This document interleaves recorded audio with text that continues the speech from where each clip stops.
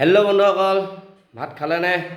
ভাত খাব লৈছোঁ আৰু আজি আছে এফালে পটল ভাজি আৰু মাছ দেখিছে ন, ভাঙন মাছ আৰু কাৱৈ মাছ ফ্ৰাই।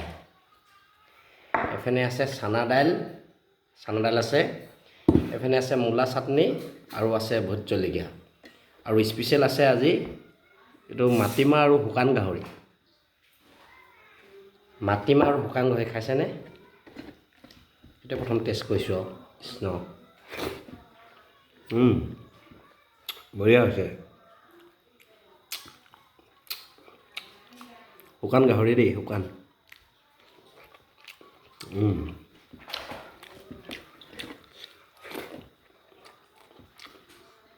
ধুনীয়া আছে।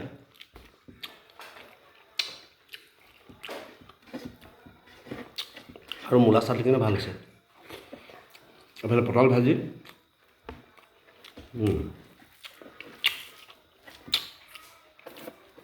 কি মজা আছে। মাটি দাইল আৰু গাহৰি, মানে শুকান গাহৰি।